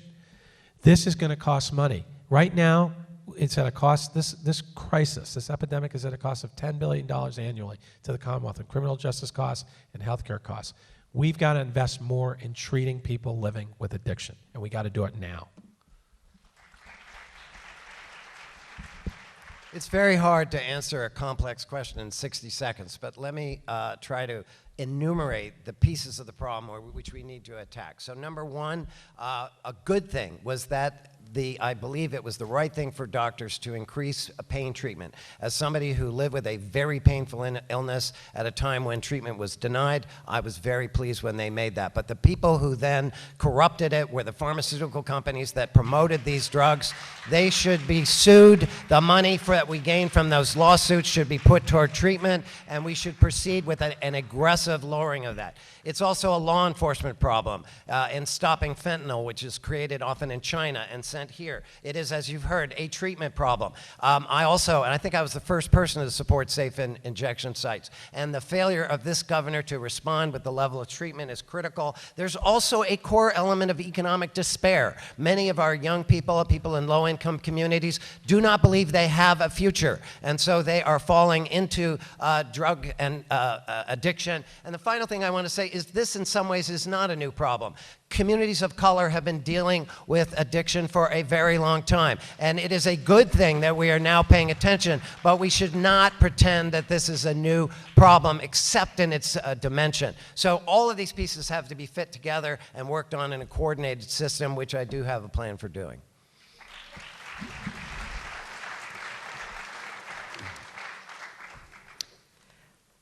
What proposals do you have for criminal justice reform?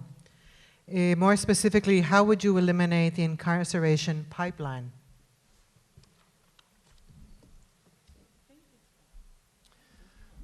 Well, we're in a wonderful time in the sense that we have finally moved from a punitive model, which is where America was 10, 15, or 20 years ago, to a recognition that these criminal justice is fundamentally broken. There has been that we face the shame of continued mass incarceration of people who should not, who have been put in jail because of things that should not be criminalized. We need to end the school-to-jail pipeline, which is also a function of racism. We need to move forward on all the aspects of the bill that was just passed out of conference, which include a reduction or elimination of solitary confinement that improves services for people at every step, before people are arrested, when they're in jail, and as they get out. We need to have improvements that allow us to lower at each step the number of people who are brought into our criminal justice system. So I support was originally the Senate's thing, but the key thing is you need a governor who is fundamentally committed to implementing these. It's not enough to pass a bill.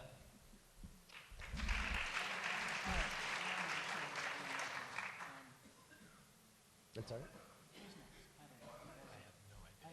Let's give it to Seti. Sorry. Fine with me. All right. That's fine. All right. Look, we need more court diversion, diverting people away from the criminal justice system that actually need mental health treatment, substance abuse treatment. We need to make sure that's embedded in our courts.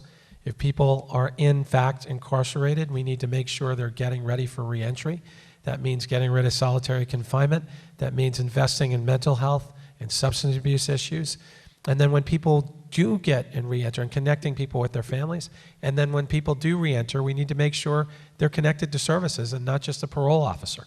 They need the basics: transportation, housing, social services, so that there isn't recidivism. We need to invest in all these things across the board. What we cannot afford to do, is to do something that Charlie Baker just recently did. Submitted a mandatory minimum bill for nonviolent drug offenders in August. We need to get rid of mandatory minimums for this so that we can get people diverted out of our criminal justice system and into treatment. So criminal justice, and I would also say, you know, we have all of these fees attached to the criminal justice system that we need to get rid of, including parole fees and other types of fees that keep people within the criminal justice system when they should be, have an opportunity to pivot out of it. I think this is the biggest civil rights issue of our time. Our criminal justice system is among the best examples of where we still have institutional racism, where we have huge disparities in how our system treats people of color versus others. Months ago, I put out a whole series of very ambitious reforms for our criminal justice system. I encourage you all to go to my website where you can read every single one of them. But they include fundamentally investing much less in putting people in jail for way too long and much more in the underlying causes of crime, like mental illness treatment, addiction treatment, and others. More diversionary programs, more programming for people who are in jail so they're successful when they get out and don't end up back in. I think we've got to reform our system in fees and fines. I think we should get rid of cash bail. I think we should eliminate all mandatory minimums except for murder and let judges do their jobs. I think we should increase the age for those who are dealt with in the juvenile justice system to 21. There's legislation that is about to be passed by the legislature where they've done a lot of good work to make a big step forward in reforming our criminal justice system. It is a step. It isn't going to, in my view, make a material difference in really reducing this incarceration pipeline and mass incarceration problem and institutional racism problem. I think we need to go further, and as governor, this will be a priority of mine.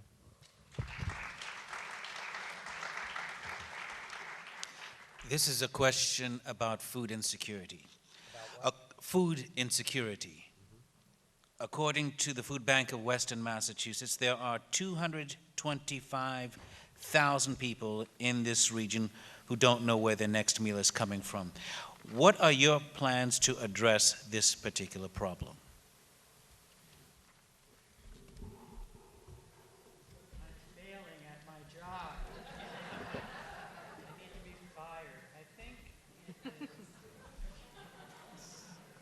Seti than me.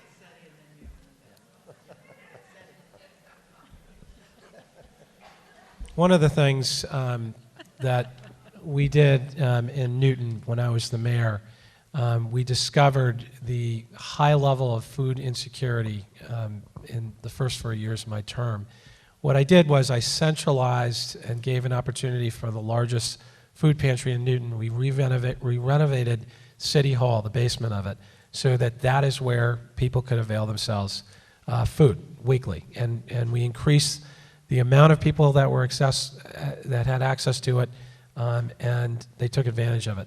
When I think about this question, there are a lot of different ways. We know there's the development of farming here in the state of Massachusetts that's growing. We also know that government has a role to play in providing people with food. I was here recently in Western Mass at one of the food pantries that is doing just that at a one-stop center where people get services. So what would I do? I would look at similar models, what I did in Newton, to expand access to food that's affordable. I'd make sure that we invest in making those places accessible because transportation is an issue, particularly in Western Mass.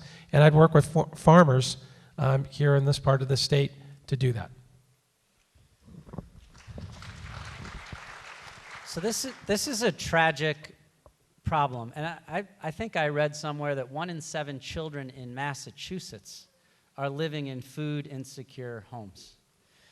This isn't a problem about our having enough food. We have enough food. The problem is there are too many families who are living in poverty and can't afford it. So first and foremost, we need to increase wages for people who, many of whom are working hard and are food insecure, which is why I support the Raise Up agenda on raising the minimum wage to $15 an hour and having it indexed to inflation after that so that we don't need to worry about going back to the legislature every so often to raise the minimum wage again when it's not enough to support basic needs that people have like food. The other thing, one other thing I've learned recently is that there's actually a federal program that provides significant federal funding for breakfasts for kids in school who qualify from an income perspective that Massachusetts is not fully taking advantage of. This isn't even our Massachusetts money. This is federal money that is available for us to get to feed kids so they aren't hungry in school. We should absolutely do that, and I would make sure we do.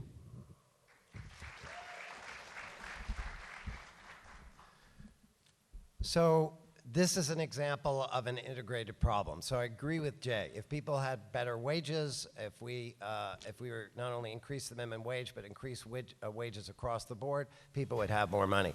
But one of the things that has been so interesting for me being here in Western Mass is understanding the farming economy and understanding just how much money goes into retail and advertising. It's more than 80 cents on the dollar. In fact, I think the farmer actually only gets something like 11 cents. So whatever we can do to boost local farming, as we are trying to do, it is a difficult thing. But the reason I was flipping through my notes here is I just came from a farm not far from here, an organic farm, and learning about this federal program that's about to end that was an extension of the SNAP program, and I can't remember the name of it because I couldn't find it in my notes. But thank you. So this is on the one hand a wonderful idea to put organic food directly in the hands, in many cases for free, and something that is being cut. So this, as I say, integrated problem. We need to boost farming, increase access to local food. I used to run something called the New Economy Coalition, which was about strengthening local economies, particularly the food economy. And we need to pursue food justice, which is a whole category in itself, where we understand the relationship between poverty and malnutrition and so forth. This is a shocking problem, and I believe fundamentally. All right, I've run out of time. I believe fundamentally that if we believe in human rights, we have to address food insecurity immediately. Great.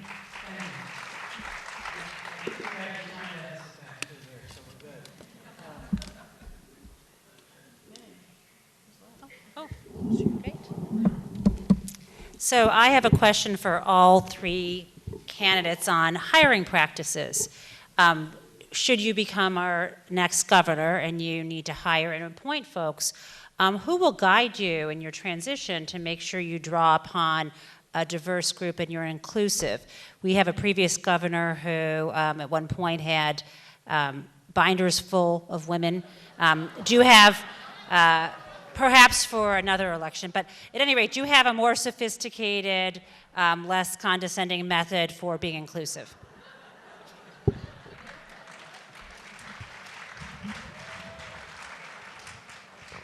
I have no binders. No binders. It's a really important question, though, because, look, we all would be great governors, I'm sure. But to deliver on an ambitious agenda like we all want to do, we can't do it alone. We need great people, other leaders in government who are going to manage moving us forward in a lot of these areas. One of the things I've learned in my various leadership roles in state government and the private sector is everything is dependent on the team you build. And I have a great deal of respect for the state workforce. I am committed as governor, and I've made this commitment that I would appoint a diverse, well-qualified leadership team, women in leadership positions across state government, people of color in leadership positions across state government. State government under my administration would lead by example in this regard. I have also said that I would ensure that any business doing business with state government, any vendor from state government, I would require them to ensure that at least 30% of their board of directors is composed of women and minorities. We need to get our business community and leaders in other sectors to finally stand up and do the right thing and start providing opportunities for those who've been shut out.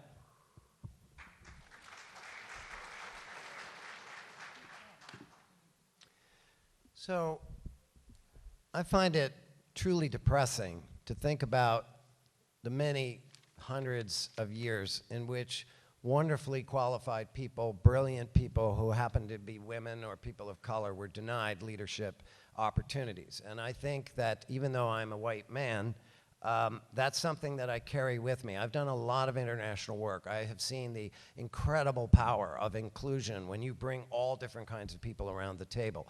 Before I mentioned that I was running, I was at UMass Boston, which is an extremely diverse school. I had extraordinary students. So the certainty that I carry with me is that there are people who are often overlooked. You have to go that extra mile. And I had the great privilege of working with all different kinds of community organizations and others and built deep friendships, because a lot of the hiring practices are partly if you are just only turned to the people you know. We saw this in the Baker administration when one of his secretaries was simply hiring people who lived around him out in Wellesley, I think it was. So a commitment to diversity from the beginning as a structural component of hiring is something that's absolutely built into who I am, and I would make certain that was part of my administration.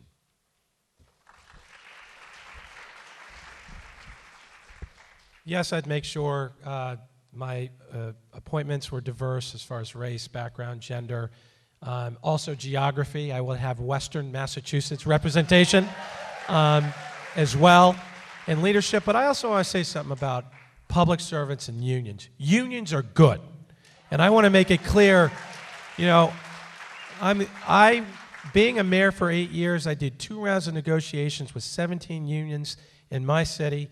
They were fair, they were clear, we protected their health benefits and their pay, and we were sustainable. I did not try to put my employees into the GIC because I knew what was going to happen would happen, and that is what Charlie Baker did in the dark of the night, trying to move state employees off their plans outside the in the GIC. It was wrong. We've got to respect unions. We've got to respect public employees. Charlie Baker sees the employees as numbers on a spreadsheet. I see them as public servants doing the work of the people. And I want to make it clear that's the kind of governor I would be.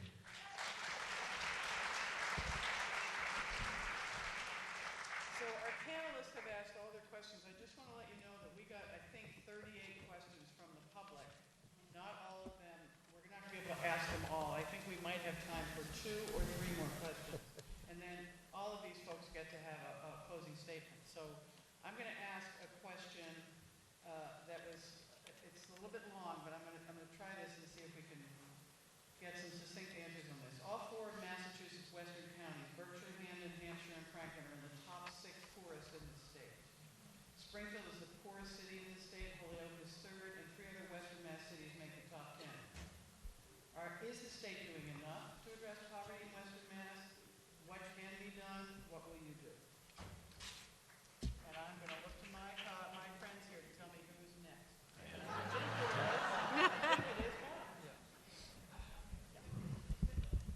I've given up. So I started campaigning about a year ago, and one of the first things that I heard was we're being ignored by Eastern Massachusetts and by the State House, and I thought, wow, that sounds like a real problem. A year later, I have realized the depth of this problem, the degree to which regional injustice has been a characteristic of Massachusetts for a long time. Now, for me, one of the key things is not only paying attention, not only ensuring that, the resources are there, but also the fundamental question of infrastructure and connectivity. So the failure, which I have to say continues to amaze me, to address the question of internet broadband, I mean, which is fundamental. Some of you may remember I came out to Northampton about a year ago, and I asked very innocently, I asked the group, is this still a problem in Western Mass? And I got 70 people going, yes! And also the problem of transportation, these fundamental structural questions. Now, again, I've tried to point out, I have a structural view of systems. How do you boost things? It's not any one thing. It's integrating across all of the things. So I would be the governor of one Commonwealth. And to demonstrate that commitment, I have said that I will move the governor's office 2 days a month to some other part of the state, some overlooked, forgotten a community that thinks that no one pays attention to them. And we would bring the office out here and we would meet with people, but even more important, we would get people who've never been out here to come and meet with me out here. And that's something I think that's absolutely fundamental. So I have learned a lot, and I understand now, and I consider it a special responsibility to work with all forgotten and overlooked communities, but Western Massachusetts is one of the worst offended against areas in the state.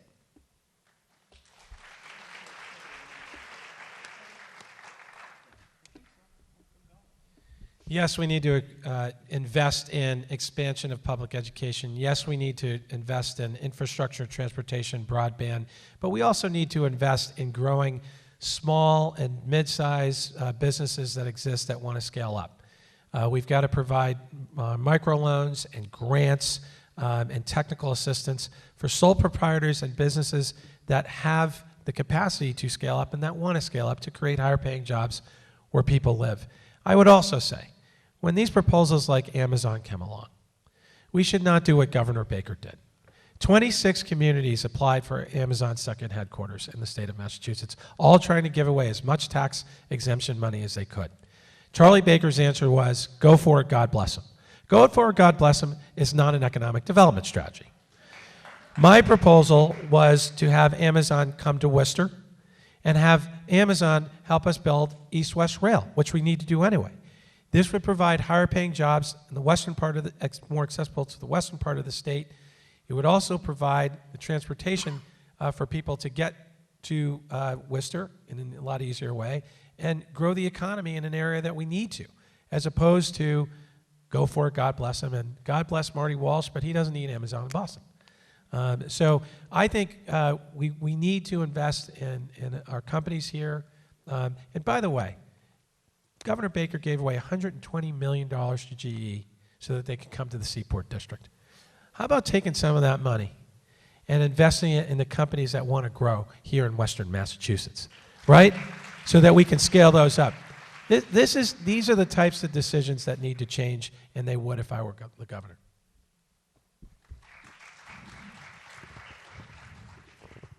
Western Massachusetts has been screwed for way too long by state government. From just the allocation of resources and attention.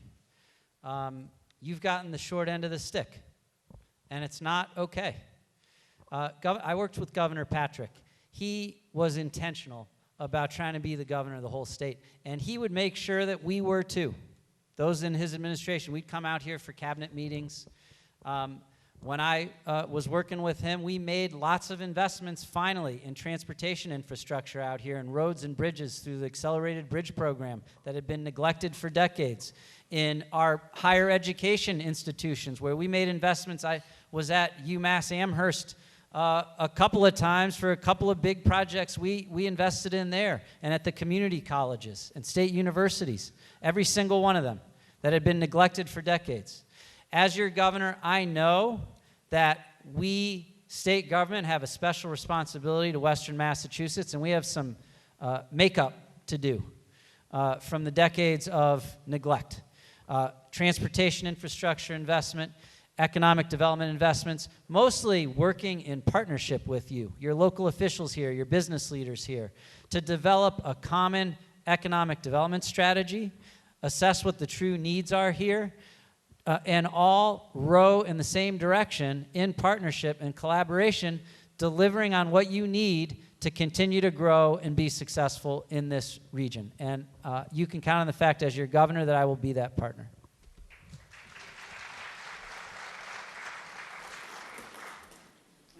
I have really two more questions, but there may be only time for one. I want to give you all the time to wind up. So I wanted to ask about early education because I might get fired if I don't ask about it, given what I do during the day. So I want to ask this question. I'm not sure who goes first, but I want to mention that somebody will tell me who goes first. It's funny because I was a daycare teacher for many years, and all I did was make people take turns, and evidently I've forgotten how to do that now. But economists have identified high-quality, affordable early education as critical to our future. Business groups have identified the lack of it as an impediment to filling jobs. What are your 2 or 3 ideas to help solve this problem? I don't know. Who's first? Can I go first? You say yes. This is my top priority as a candidate for governor. I believe that I've committed by the end of my first term, every single child and family in this state will have access to high-quality, affordable child care and preschool from birth to age 5. It's not going to do a lot of good for a family to get paid family leave, which we all support, for 16 weeks and then have to quit their job because they can't afford child care. We are the most expensive state in the country. There are too many families where a parent is choosing to leave their job, not because they're choosing to, but because they have to, after they have a child, because they can't afford child care. And the evidence is clear on this. This is game-changing for young kids, particularly lower-income kids, if they have access to good quality child care and preschool. So what will I do? As Claire knows, I had the privilege at the end of the Patrick administration, he appointed me to be the chair of the State Board of Early Education and Care.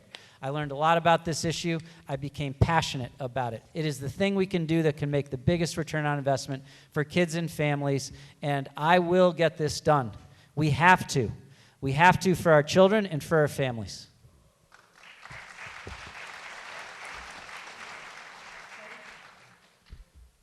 As a school committee member in Newton, Newton has second highest number of millionaires in the state, yet 1 in 8 of our households live at or below the poverty level. The kids coming into our Newton public schools that did not have quality opportunity in early childhood came in behind the kids that did, and therein started the achievement gap.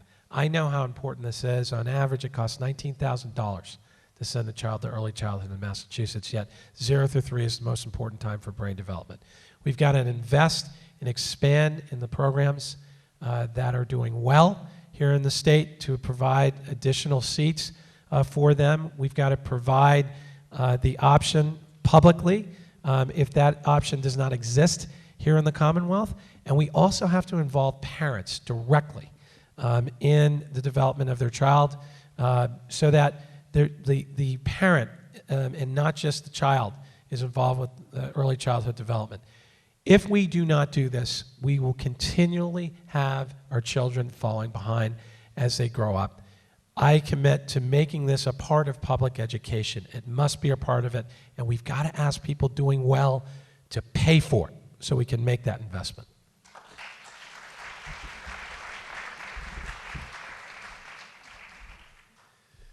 My stepfather was a professor at MIT and one of the founders of Media Lab, and he was convinced, as I am, that we need to rethink school fundamentally. So that means that we rethink 0 to 3, we rethink pre-K, all the way up, K through 12, higher education. Each piece has fallen behind the changes that we need. Now, partly this is a question of funding, but partly it's answering the question, what kind of skills do we really want and need our children to have to face the 21st century and global competition? And many of those skills are cooperation, innovation, creativity, the ability to collaborate. And that's not what we're teaching in our schools. We are using high-stakes testing. We are trying to do a comprehensive assessment that's not comprehensive. Now, I think I'm the only one up here who has been a teacher. I'm someone who believes that we need to be prepared for the future. In addition to all the funding questions, we need to have a unify us in a discussion of where we want to be in 10 or 15 years. Right now, we are having part-time, piecemeal conversations that do not address the core of the future of Massachusetts. And education is absolutely at the heart of that. So another place where the governor can lead a statewide conversation and lead to new commitments and new expenditures.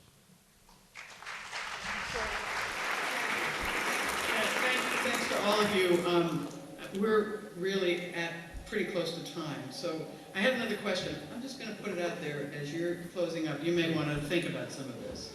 You don't have to answer it. It's not on the test. But when your 8 years or 12 years or however long you are governor is over, what do you want people to remember? So think about that as you answer this. And I think we have an order here. And of course, you can totally ignore me, which a lot of people do, so that'd be all right. So I think we're starting with you, Mr. Massey. Okay, I'm really honored to be here. I'm excited about this race. I just want to mention a couple of things that we didn't get a chance. First of all, we didn't address a core problem, and this is something that's happened over and over again, which is all the ways in which what we've been discussing affects women. Women have special problems, special challenges. They face economic challenges. Most of the minimum wage hike would affect women. We need to address women's medical questions, child and maternal health and reproductive rights. We need to address domestic violence and sexual harassment. Those are things that are fundamental to a governor's responsibilities to make sure we make progress on that. Now, I just want to say, we have seen so much energy. I was back on the Boston Common for the March for Life, and I realized I'd been there 6 or 8 times in the last year. So there is a surge of energy. People are ready to go. And I believe that as someone who is the only one up here who's the member of a union, the only person who has laid out very broad, bold vision in the future, in the past, and made it happen, I think that we are ready to move forward. I would ask you to consider, what is it that you most want to see? Because that is what we could achieve if we come together and win this race. So I ask for your support. I ask you, I may look like a retired investment banker, but my heart burns with the desire for justice, economic justice, racial justice, regional justice, gender justice, and I think that's the kind of governor we are ready for, and I hope that's the kind of governor that you want, because if you elect me, that's what I will be. Thank you. Closing statement. Wasn't that a closing statement? Yeah. Right, I want to thank all of you for being here. What a great turnout, energetic crowd. You even clap for us every now and then, so thank you for that. As I mentioned early on, in response to Stan's question, we can win this. We can win this. But we need your help. Because with that big Democratic turnout we're going to have, ultimately people need to be informed about the choice. The choice, remember, between the governor who maybe is nice and not crazy and is doing a terrible job on every issue, versus someone who's also nice and not crazy and it desperately wants to make a meaningful difference in people's lives and stand up for every single person. And as long as people are informed about that choice, we will win. But we need your help.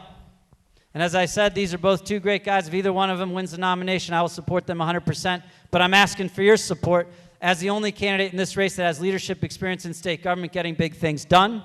I think I'm best positioned to take on Charlie Baker in the general election on what his perceived strength as a great manager, which he's actually failed. He won't be able to get away with that with me. I'll be able to go toe-to-toe with him and say, hey, when I was there managing the state budget during much tougher times, the Great Recession, we got the highest bond ratings in state history, and you screwed it up. He will not be able to hide from me on these issues, and we will hold him accountable and expose his failings. Single payer we didn't talk about. I have experience in the healthcare industry. I know the healthcare industry. We have to move to a single-payer system. We have to do it thoughtfully. I will provide the leadership to get it done. We will make a big difference with your help. And to answer Claire's question, with your help, and if we win, which we will, I am 100% confident that we will not only take back the governor's office, not only aim high again and make Massachusetts a leader again, but we will be remembered, not me, us, for making a meaningful difference in people's lives. And that's what it's about, and I'm asking for your help to do it. Thank you very much.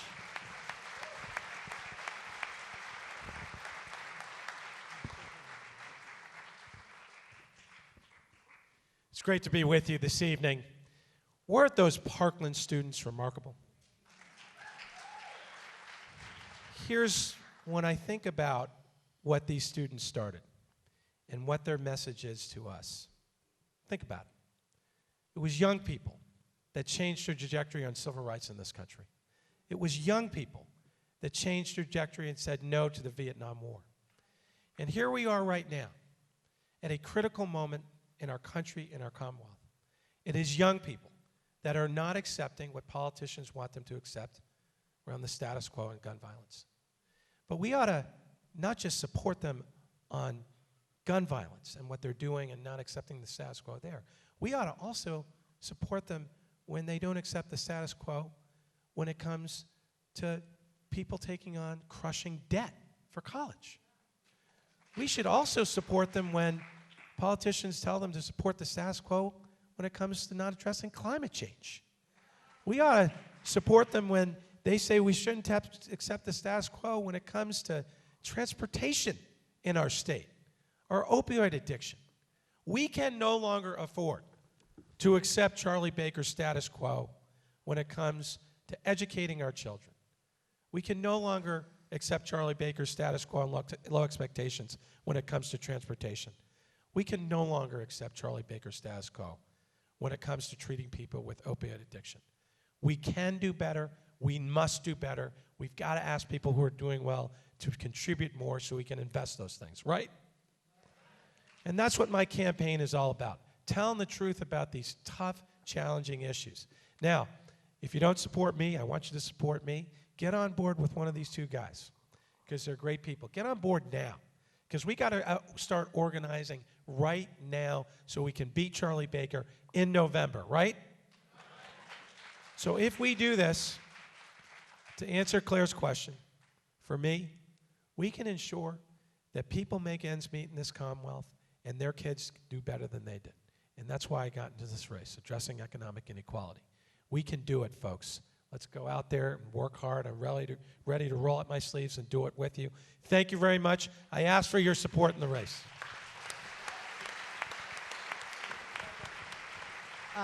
Thank you, everybody. Thanks to the candidates, and let's go out and win.